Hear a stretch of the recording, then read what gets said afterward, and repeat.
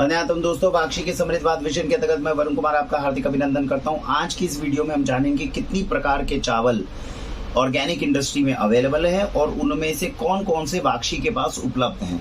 आज की वीडियो के बाद में आप ये जान जाएंगे कि कौन सा चावल हमें अपने घर के लिए चुनना चाहिए, किसमें कितना न्यूट्रिशन और कितना उसमें एडल्ट्रेशन होने का खतरा है। तो चलिए शुरू करते हैं आज की वीडियो को, जिसके अंदर हम चावल के बारे में आपको बताएंगे। सबसे पहले समझिएगा, हमारे पूर्वजों ने एक बहुत बेहतरीन चीज की थी। उन्होंने ये किया था, उन्होंने हमें मिलेट्स दिए थे और मिलेट को ही चावल का रूप बोल दिया था। जो लोग उत्तरी भारत में, उन्होंने सुना होगा, कहा जाता है सामक के चावल। कभी जन्माष्टमी आती है, कभी कोई त्योहार आता है जिस दिन व्रत होते हैं, तो क्या कहते हैं, वो ये नहीं बोलते कि सामक के मिलेट दे दो। मिलेट तो अंग्रेजों ने बाद में नामकरण कर दिया। वो बोलते थे सामक के चावल दे दो। जबकि सामक होते हैं ये, जिन्हें बोलते हैं मिलेट्स। ये होते हैं अनाज प्रॉपर तरीके से, जैसे गेहूं अनाज होता है, जैसे बाजरा ज्वार होता है, वो होता है। तो सामक के चावल क्यों बोलते थे? क्योंकि इनको बनाने का तरीका चावल की तरह होता था, लेकिन वो ये चाहते थे कि चावल की जगह हो सके तो हमें इन अनाजों का इस्तेमाल करना चाहिए। तो पहले तो ये समझिए, दुनिया के सबसे बेहतरीन चावल अगर आपसे बोला जाए तो आपको मिलेट्स को सबसे पहले चुनना चाहिए, जिसमें barnyard millet, foxtail millet, kodo millet, little millet, brown top millet, top 5 millet मिलते हैं। जवार खा सकते हो, बाजरा खा सकते हो, रागी खा सकते हो। ये अलग अनाज है, इनको चावल बोलना नहीं चाहिए, लेकिन ऐसा हमारे जुबान पर बोला जाता था, क्योंकि कहा जाता था कि इनका दलिया जो है, जो चावल की तरह अगर बनाते हैं तो शरीर के लिए लाभदायक है। तो एक संकेत ये समझिए कि अगर आपको चावलों में चुना जाए, आपको लगे चावल की जगह मुझे खाना है और आप मिलेट्स खा रहे हो, तो वो चावलों की श्रेणी में सर्वश्रेष्ठ माने जाएंगे। फिर भी चावल चावल होता है। तो अगर आपको लगता है नहीं मिलेट्स तो मैं समझ गया, मिलेट्स नहीं खाना चाहता, मुझे चावल ही खाना है, तो आज हम समझते हैं चावलों के कितने प्रकार है और कैसे डिफरेंस है। खेत में से जो सबसे पहला चावल 99% भारत में निकलता है, वो होता है ब्राउन राइस। ये ब्राउन राइस, जिसको हमारे पूर्वजों ने जब हमें दिया तो हमने नहीं खाया, अंग्रेजों ने बोला तो हमने खाना शुरू कर दिया। तो ये जो ब्राउन राइस होता है, ये कई तरह का होता है। तो ब्राउन राइस का मतलब क्या हुआ? अब आप जाएंगे कहीं पे भी ब्राउन राइस, तो सीधा सा मतलब समझ जाइए कि खेत के अंदर जो चावल निकला, उसके ऊपर से जो हस्क है उसको आपने हटा दिया। अब जो चावल बचा वो ब्राउन राइस है। ब्राउन राइस के फायदे और नुकसान क्या है?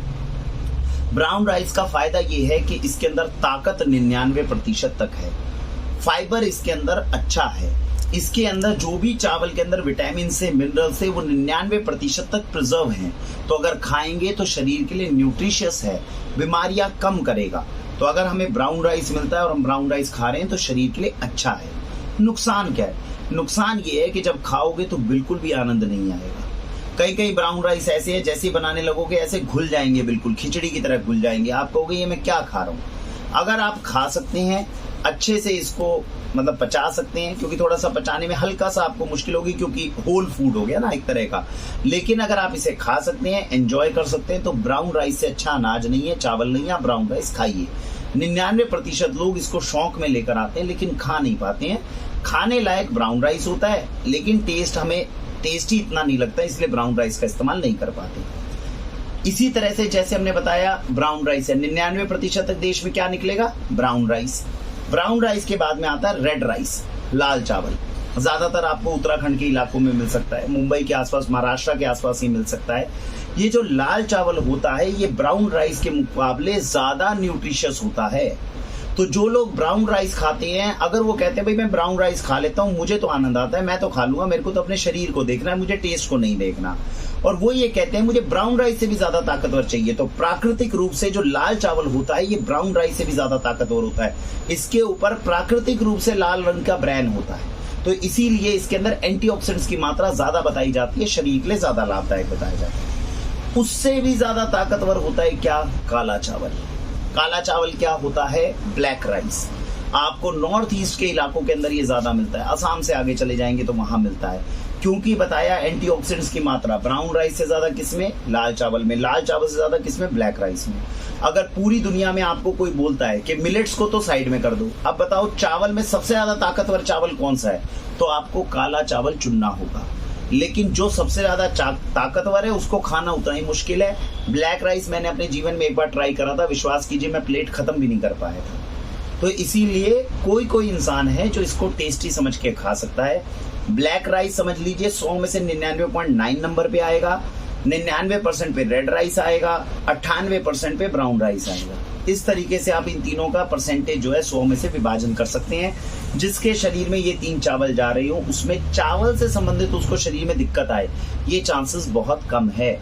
ब्लैक चावल, रेड चावल और ये चावल जो ब्राउन राइस होता है, अगर ये आप लेते हैं, नॉर्मल भी अगर कहीं से लेते हैं, तो इसमें एडल्ट्रेशन होने के चांसेस भी कम मिलते हैं, क्योंकि ज्यादातर ये मास इंडस्ट्री के लिए नहीं बनाए जाते। तो अब तक आप ये समझ गए होंगे कि मिलेट सबसे ऊपर है, फिर ब्लैक राइस है, फिर रेड राइस है और फिर ब्राउन राइस है। जिसको न्यूट्रिशन चाहिए, जिसको केवल ताकत चाहिए, टेस्ट से लेना देना नहीं है, वो इन चारों के ऊपर जाए। अब टेस्ट भी साथ में जरूरी है और न्यूट्रिशन भी साथ में जरूरी है। तो 100 में से 95 नंबर, ये कितने पे था, 98 नंबर पे ये आ गया। 100 में से 95% के ऊपर आता है सेमी ब्राउन राइस। सामने आप देख रहे हैं, इस पे लिखा है ढेकी राइस। तो हमारे पूर्वज ये जानते थे कि भैया टेस्ट अगर इतना खराब होगा, खाली न्यूट्रिशन होगा, तो खिलाएंगे कैसे लोगों को। तो उन्होंने क्या चीज इजाद करी, ओखल। ओखल देखिए, पत्थर की ओखल होती है, ऊपर से मुसल होती है, ऐसे कूटते रहते हैं, और ऐसे ही करके ढेकी होती है। अगर नहीं देखी है तो वीडियो के एंड में मैं एक क्लिप को जोड़ूंगा, उसमें आप देखेंगे ढेकी क्या होती है। पैर से हम प्रेस करते हैं, जिससे क्या होता है, जो चावल होता है उसके ऊपर का ब्रेन जो है वो थोड़ा थोड़ा हटने लग जाता है। थोड़ा मतलब आधा हटता है, आधा नहीं हटता। अब यही ब्राउन राइस है, अगर इसको हम ढेकी में थोड़ा कूट देंगे, तो जो ये हार्ड ब्रेन था इसके ऊपर, जो इसके हार्डनेस का सबसे बड़ा रीजन था, उसमें हल्का सा न्यूट्रिशन कम होगा, लेकिन टेस्ट बढ़ जाएगा। तो अगर कोई इंसान ये कहता है कि भाई ऐसी चीज दे दो जिसमें न्यूट्रिशन भी हो, टेस्ट भी हो, खा भी सकूं, बच्चों को खिला भी सकूं, उनके लिए सबसे बेहतर होता है सेमी ब्राउन राइस। 100 में से 95% तक इसके अंदर ताकत भी बची रहेगी, इसमें न्यूट्रिशन भी बचा रहेगा, खाने में भी आसान है, ढेकी राइस मंगवा के खाया जा सकता है। तो ये चीज अच्छी होगी। जब ये 95% वाला क्लॉज हटता है, तब आते हैं वो चावल जो मार्केट में कहलाते हैं पॉलिश चावल। पॉलिश चावल के अंदर क्या करेंगे, ऊपर के ब्रांड को बिल्कुल हटा देंगे, उसके बाद भी अगर हल्की फुल्की लेयर है उसको भी हटा देंगे। चावल के ऊपर से लेयर हटाते जाओ, चावल आपका स्वाद पे स्वाद बनता जाएगा, न्यूट्रिशन कम होता जाएगा। फिर शुरू होगी हमारी ये कैटेगरी, जिसे बोलते हैं सफेद चावल। तो सफेद चावल में न्यूट्रिशन वैल्यू कितनी आई, 65 से 70%। 30 से 35% तक न्यूट्रिशनल वैल्यू चावल की खत्म हो जाती है जैसे ही आप सफेद चावल के ऊपर आते हो। तो अगर आपको लगता है घर में बच्चों को भी मैं चावल लेकर आया और 100 में से 95% से ऊपर न्यूट्रिशन दूं, तो आपको इस कैटेगरी में रहना पड़ेगा। और अगर आपको लगता है भैया टेस्ट चाहिए, न्यूट्रिशन तो देखा जाएगा, सेफ कर दो बस चीज, ताकत मिले, ज्यादा मिले ना मिले, सुरक्षित रहे और बच्चे खा लें, खुश हो जाएं, तो आप इस रेंज में आ जाओ। 99% लोग इसी रेंज का चावल खाते हैं, क्योंकि खाने में टेस्टी है, टेस्ट पहले है, न्यूट्रिशन बाद में है। तो जो लोग खाते हैं वो सफेद चावल है। अब वाक्षी से, क्योंकि हमारे यहाँ पे भी 90 से 95% तक सेल इन सफेद चावलों की है, इसलिए वीडियो बना रहे हैं। हम अगर घर में खुद खाना चाहेंगे तो खाएंगे, खाना चाहेंगे ये, लेकिन घर वालों को बनाना मुश्किल है, इसलिए बासमती व्हाइट राइस ज्यादा बनता है। मिलेट को थोड़ा बना लेते हैं ज्यादा, इससे न्यूट्रिशन कंपेंसेट हो जाता है। तो ये जो सफेद चावल है, इसको समझिए। अब आपने समझा, इसमें न्यूट्रिशन वैल्यू तो गई, 30 से 35% तो गई। अब इसको हमें अगर बचाना है आपके लिए और आपके लिए अच्छा लेकर आना है, तो हम क्या क्या कर सकते हैं। सबसे पहला काम जो वाक्षी करती है वो ये कि चलो 30-35% न्यूट्रिशनल वैल्यू गई, कम से कम बीज को बचा लें। जो बीज है वो कम से कम देसी रख लें।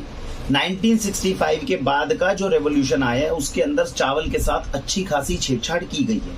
बहुत सारी ऐसी वैरायटीज है जिनको डेवलप किया गया है जो शायद शरीर के लिए अप्रोप्रिएट ना हो।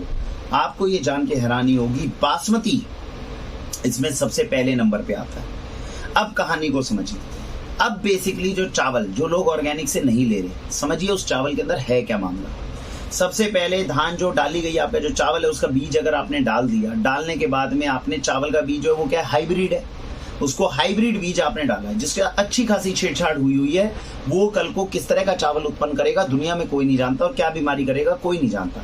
99.9% तक हमारे देश में जो चावल बोया जा रहा है वो यही चावल है जिसके बीज को छेड़ दिया गया है। कल को कितनी बीमारियां करेगा, कैंसर करेगा या क्या करेगा, कोई दुनिया में नहीं जानता। बीज आपने गलत डाला, फिर आपने क्या डाला उसमें, यूरिया, केमिकल, पेस्टिसाइड, भयंकर। और यूरिया, केमिकल, पेस्टिसाइड केवल एक आधी चीज है, इसके अंदर इतने भयंकर। आपको टीवी के ऊपर एक एडवर्टीजमेंट भी आती है, टीवी के ऊपर एडवर्टीजमेंट आती है कोरेजन की। तो कोरेजन जैसा इतना भयंकर वो पेस्टिसाइड और इंसेक्टिसाइड है कि अगर आपने खेत में डाल दिया, 3 दिन तक डालने के बाद जिसने डाला है अगर वो एंटर कर गया तो उसका बचना मुश्किल है, वो भी मर सकता है, उसकी मृत्यु हो सकती है। तो सोचिए इतने भयंकर केमिकल जो है हम उस सीड के ऊपर डालते हैं उसको उगाने के लिए, फिर उसमें से शानदार चावल निकलता है जो बिल्कुल चमकता हुआ निकलेगा, बिल्कुल सेम साइज का निकलेगा। आपको देख के खुशी हो जाएगी, आया है क्या चावल निकला है। जहर को डालकर ऐसा चावल उगाया गया। तो पहले आपने बीज गंदा डाला, डालने के बाद आपने यूरिया पेस्टिसाइड केमिकल भयंकर डाला, डालने के बाद में चलो आपका ब्राउन राइस आया जिसमें कुछ थोड़ी बहुत ताकत, मान लो वैसे तो इसके अंदर कम से कम 30 से 40% ताकत हटा के हमने जहर मिला दिया है, लेकिन फिर भी चलो फैक्ट्री में गया। अब ब्रांड हटाने के नाम पे 30% तो मैं तब बात कर रहा हूँ जब आप ऑर्गेनिक इंडस्ट्री की बात कर रहे हो। बाहर के चावल में तो पहले ही हम 30-40% जहर डाल चुके हैं, उसके ऊपर उसके ब्रांड को हटा दो। अब आप ब्रांड हटा के अब आप उसको पॉलिश करो ऑयल की, कॉटन सीड ऑयल, गंदे ऑयल जो होते हैं इससे करा जाता है ताकि वो चमके। आप समझे, चावल जो दाना है वो निखर कर आए।